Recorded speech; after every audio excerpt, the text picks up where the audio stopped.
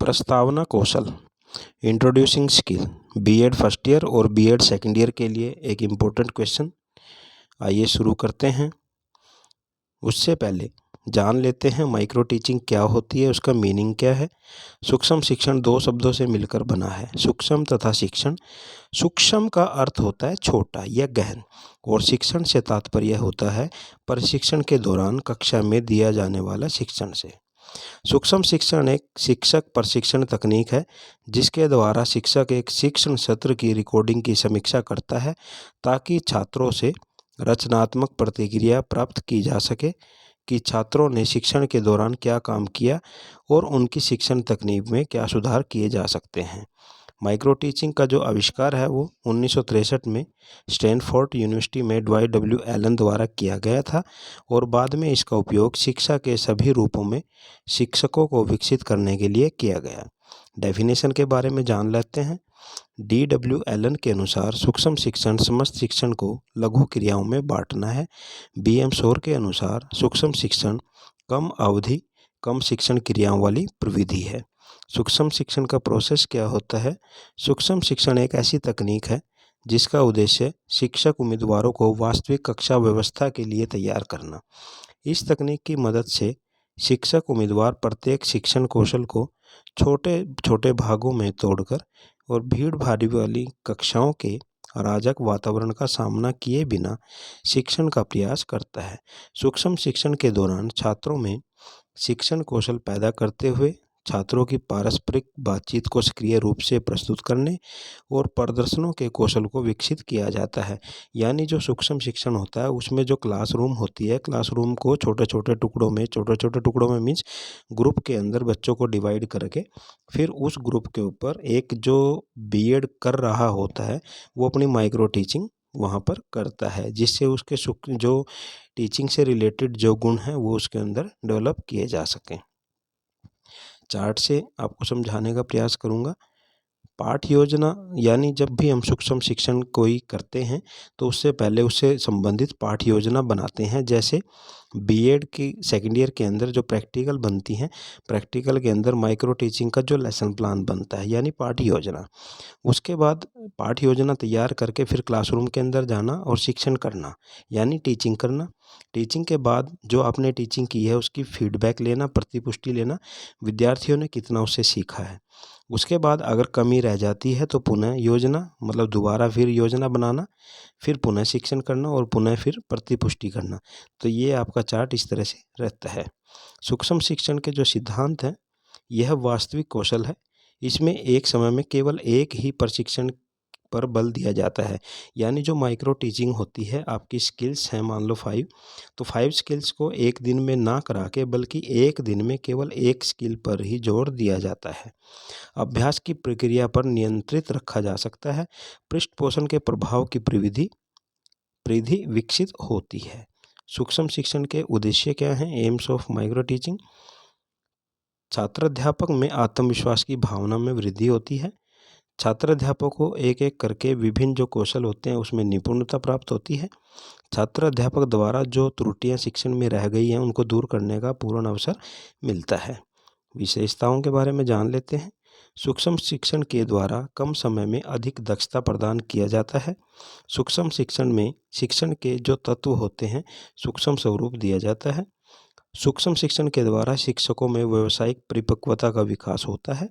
सूक्ष्म शिक्षण के द्वारा छात्रों को तत्काल प्रतिपुष्टि प्राप्त हो जाती है। प्रगति के बारे में जान लेते हैं। नेचर क्या है?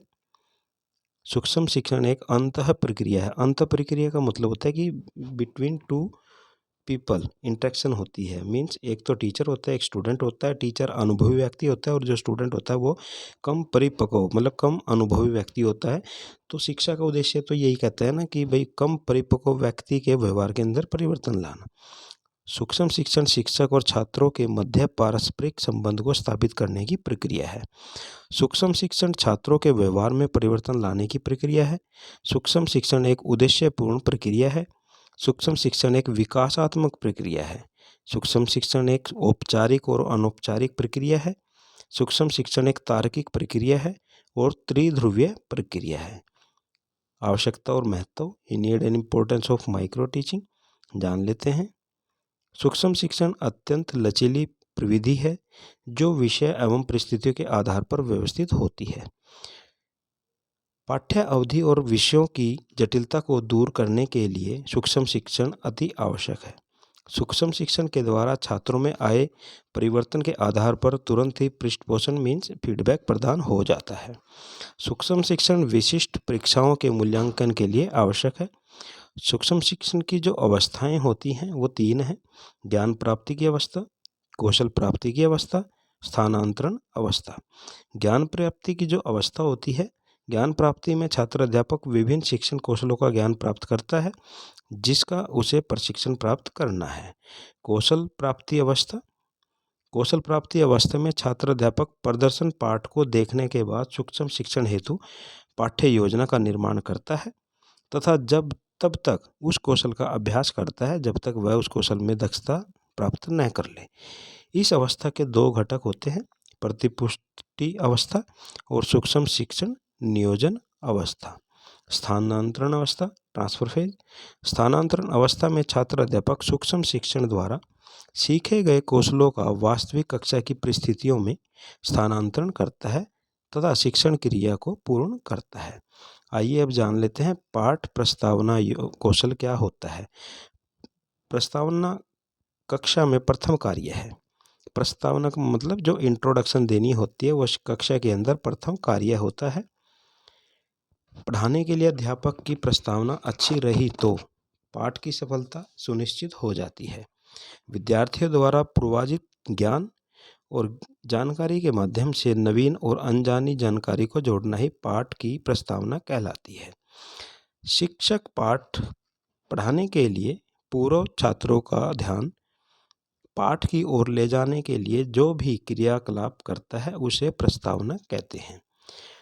इसमें हम पढ़ने वाले हैं प्रस्तावना क्या है, उसका अर्थ, परिभाषा, प्रस्तावना के लक्षण, प्रस्तावना कौशल के घटक और प्रस्तावना कौशल का मूल्यांकन।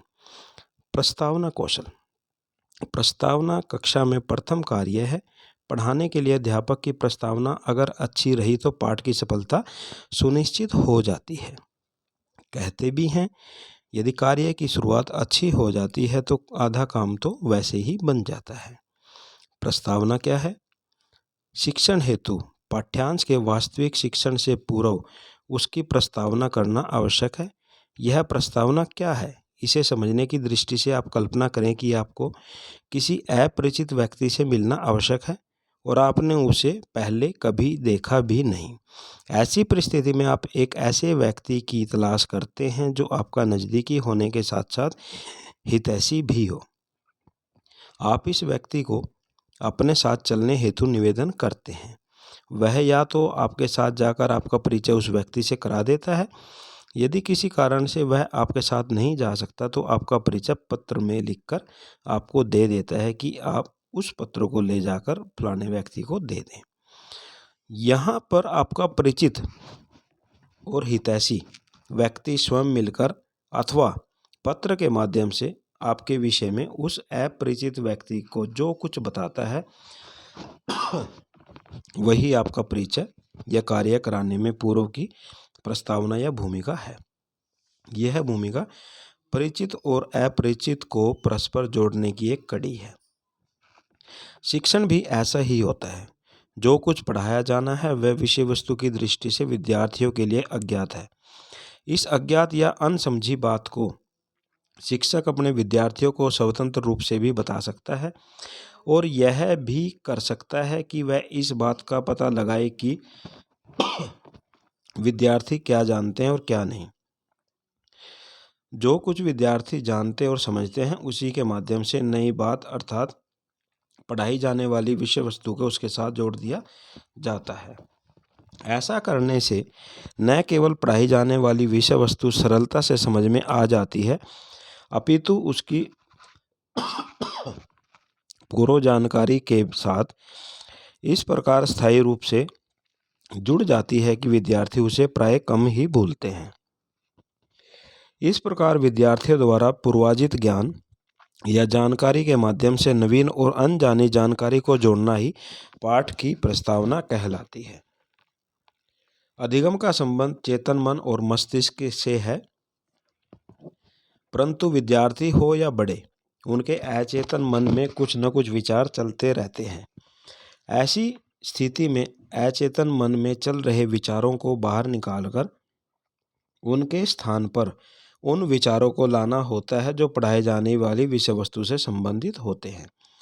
यह परिवर्तन कहने मात्र से नहीं होता, अपितु विद्यार्थियों को कोई न कोई ऐसी बात कहनी पड़ती है जो देखने या सुनने में अच्छी लगे और रोचक हो, अथवा जिस पर विचार करने के पश्चात ही प्रतिक्रिया व्यक्त की जा सके। यदि वह प्रश्न हो तो उसका उत्तर दिया जा सके। ऐसा करने से मन और मस्तिष्क में नए और पहले से चल रहे विचारों में परस्पर द्वंद्व होता है। इस द्वंद्व में जो विचार कमजोर होता है वह निकल जाता है, नया विचार शक्तिशाली होने के कारण उसका स्थान ग्रहण कर लेता है। प्रस्तावना का उद्देश्य भी यही है कि विद्यार्थियों के मन और मस्तिष्क में चल रहे विचारों को स्थान पर पढ़ाए जाने वाले विषय वस्तु से संबंधित विचारों को स्थापित किया जाए। इस दृष्टि से पाठ की प्रस्तावना सदैव विद्यार्थियों की पूर्व जानकारी चित्र आदि पर आधारित हो, सुनने की दृष्टि से रोचक हो और विचार करने की दृष्टि से विचार प्रधान होनी चाहिए। साथ ही पाठ की प्रस्तावना विद्यार्थियों को जिज्ञासा उत्पन्न करने वाली हो। यह जिज्ञासा किसी एक प्रकार से नहीं अपितु अनेकों प्रकार से की जा सकती है। प्रस्तावना पूर्व ज्ञान पर आधारित हो सकती है तो शिक्षण के विभिन्न साधनों का भी उपयोग किया जा सकता है। प्रस्तावना की परिभाषा के बारे में जान लेते हैं। शिक्षक पाठ पढ़ाने के पूर्व छात्रों का ध्यान पाठ की ओर ले जाने के लिए जो भी क्रियाकलाप करता है उसे प्रस्तावना कहते हैं। प्रस्तावना कौशल के घटक क्या हैं? कथनों एवं प्रश्नों का छात्रों के ज्ञान से संबंध, कथनों एवं प्रश्नों का मूल पाठ तथा उसके उद्देश्य से संबंध, कथनों एवं प्रश्नों में श्रृंखलाबद्धता, छात्र स्तर के उपयुक्त उपकरणों एवं साधनों का चयन एवं प्रयोग, उपयुक्त एवं समुचित अवधि के विस्तार, छात्र ध्यान, छात्र रुचि आकर्षण, छात्रों को अभिप्रेरित करने की क्षमता, अध्यापक में उत्साह एवं सजगता। प्रस्तावना कौशल का मूल्यांकन, प्रस्तावना की प्रभाविता की शिक्षक ने विद्यार्थियों को पाठ की ओर अभिमुख करने में कितनी अधिक और कम सफलता प्राप्त की, इसका अनुमान लगाना बिल्कुल संभव नहीं। इसका पता लगाने हेतु मूल्यांकन आवश्यक है।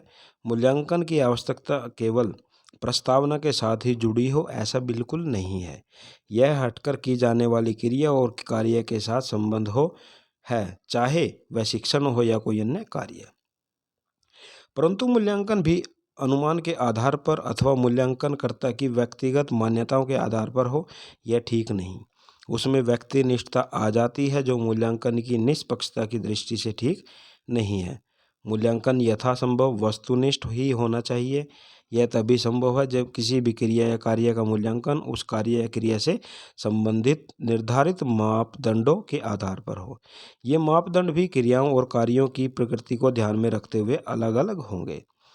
शिक्षण से संबंधित विभिन्न कुशलताओं में मूल्यांकन हेतु उन सभी कुशलताओं के मापदंड अलग अलग होंगे। यहाँ यह बात विशेष रूप से उल्लेखनीय है कि यदि कोई क्रिया किसी निर्धारित मापदंडों पर खरी नहीं उतरती तो वही उसकी कमियों को बताकर पुनः उसका अभ्यास उस समय तक कराना चाहिए या कराना होगा जब तक उस क्रिया या कार्य को करने वाला शिक्षक अथवा छात्र अध्यापक उसमें कुशलता अर्जित न कर ले।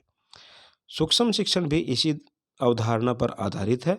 सूक्ष्म शिक्षण का मूल्यांकन भी आवश्यक है ताकि उसके आधार पर उपयुक्त और सुझाव देकर प्रस्तावना को प्रभावी बनाया जा सके।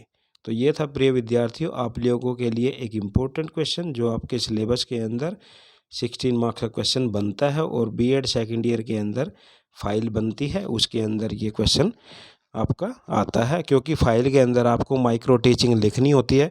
और माइक्रो टीचिंग क्या होती है? जो हमारी फर्स्ट स्किल है प्रस्तावना कौशल, जिसमें माइक्रो टीचिंग का जो समय होता है वो कम होता है, यानी पढ़ाने के लिए बच्चों को ट्रेनिंग देना, विद्यार्थियों को ट्रेनिंग देना। फॉर एग्जांपल जैसे आप बीएड कर रहे हो, तो बीएड करते हुए आप लोगों में से बहुत से विद्यार्थी ऐसे होंगे जिन्होंने लेक्चर स्टैंड पर खड़े होकर कभी भी बच्चों को फेस नहीं किया होगा।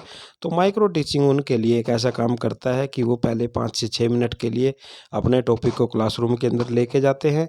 उसके बाद सिमुलेटेड या मेगा लेसन के लिए 15 से 20 मिनट के लिए लेके जाते हैं, और उसके बाद रियल टीचिंग के लिए 35 से 40 मिनट का जो समय होता है तब वो लेक्चर लेने के लिए जाते हैं।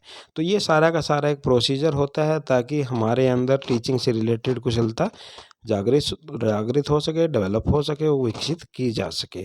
तो प्रिय विद्यार्थियों, अगर वीडियो आपको पसंद आई है तो शेयर कर देना। चैनल को अगर सब्सक्राइब नहीं किया तो चैनल को सब्सक्राइब कर देना। Thank you.